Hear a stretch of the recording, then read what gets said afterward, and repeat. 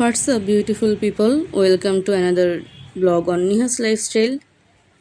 আজকের ব্লগটা একদম সকালবেলা থেকেই শুরু করছি। আপনারা তো জানেন আমি আমার নানু বাসায় বেড়াতে আসছি কিছুদিনের জন্য। তো এখানে আসার পর থেকেই তো প্রচুর বৃষ্টি হচ্ছিল। তো আজকে ভাবলাম সকালে ব্রেকফাস্ট খিচুড়ি খাই। তো আগের দিন যেহেতু বলে রেখেছিলাম, তো সেই অনুযায়ী সকালবেলা খিচুড়ি রান্না করা হয়েছে। আর আমার তো অনেক প্রিয় খিচুড়ি, আর সাথে যদি হয় একটু পেঁয়াজ দিয়ে মরিচ ভর্তা, তাহলে তো আর কোনো কথাই নেই। আর বৃষ্টির দিনে বা মেঘলা ওয়েদারে খিচুড়ি খেতে কিন্তু মজাই লাগে। আর আমি ব্রেকফাস্ট শেষ করেই চলে আসলাম ছাদে। তো ছাদে কিছুক্ষণ হাঁটাহাঁটি করব। আর এদিকে আমাদের একটা পুকুর আছে, যেখানে আমার আম্মুরা আমার মামারা ছোটোবেলায় গোসল করতো। তো এখন তারা আর যায় না। এখন পুকুরটাকে থালাবাটি ধোয়া, জামা কাপড় ধোয়া এগুলো ব্যবহৃত হয়। তো এই তো, আর এখন আমি হাঁটাহাঁটি করছি। তো আজকে মেবি বৃষ্টি হওয়ার চান্স আছে, যেহেতু মেঘলা ওয়েদার। দেখা যাক কি হয়। আর এটা কবুতরের ঘর ছিল। এখানে আগে অনেক কবুতর পালতো, এখন আর কবুতর পালে না, যেহেতু এখন মামা জব করে আর এখন আর টাইমও পায় না। আর নানু অসুস্থ অনেক, যার কারণে কবুতর দেখাশোনার জন্য কেউই নেই।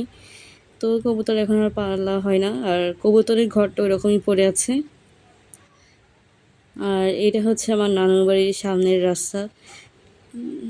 মাঝে মধ্যে আমি ছাদে উঠে এখানে এসে দাঁড়িয়ে থাকি আর মানুষের আনাগোনা দেখি। আর এই যে ওয়েদারটা দেখেন, কি সুন্দর একটা ওয়েদার, কি সুন্দর একটি রিফ্রেশ বাতাস হচ্ছে। আপনারা যদি থাকতেন তাহলে বুঝতে পারতেন, এত সুন্দর ভালো লাগছিল। মনে হচ্ছিল এখানেই দাঁড়িয়ে থাকি, যদিও একটু পরে বৃষ্টি নেমে যাবে। আর বৃষ্টি আসার আগেই আমাকে নিচে নামতে হবে, বৃষ্টিতে ভিজে যাবে না। যাই হোক, আর এই যে দেখেন একটা আম গাছ, ছোট্ট একটা আম গাছে কত আম ধরেছে। গাছটা কিন্তু বেশি একটা বড় না। যাই হোক, এখন আমি নিচে নেমে শাওয়ার করে ফ্রেশ হয়ে নিয়েছি। আর এখন দুপুরের লাঞ্চের টাইম, এখন খেতে বসবো। আজকে ছিল ঢেঁড়স ভাজি, সাদা ভাত, আর খুলনার বিখ্যাত চুই ঝাল দিয়ে চিকেন রান্না করা। সো খাওয়া দাওয়ার পর আমি একটু ঘুমিয়েছিলাম। এখন সন্ধ্যার সময় উঠেই আরিশকে মামনি রেডি করে দিয়েছিল, ওর কিছু পিকচার তুলবো, যেহেতু আগামীকাল ওর বার্থডে। ওর একদম নিউবর্ন থেকে পর্যন্ত ওর প্রত্যেক মাসেই একটা একটা করে পিকচার তুলে রাখছিল, জাস্ট স্মৃতি হিসেবে রাখার জন্য। তো কালকে যেহেতু ওর বার্থডে, টাইম পাবে না, একটু বিজিও থাকবে সবাই। তো আগের দিনই আমরা ওর 12 মান্থের সব পিকচার তুলে রাখছিলাম। তো সেই জন্যই ওকে আমরা একটু সাজিয়েছি। সো ফাইনালি অনেক প্রচেষ্টার পর কিছু ছবি উঠেছে, আর যেগুলো ভালো হয়েছে ওগুলো রেখে দিয়েছি, আর যেগুলো ভালো হয়নি ওগুলো ডিলিট করতে হয়েছে। সো এর মধ্যে খালামণিরাও চলে আসছে।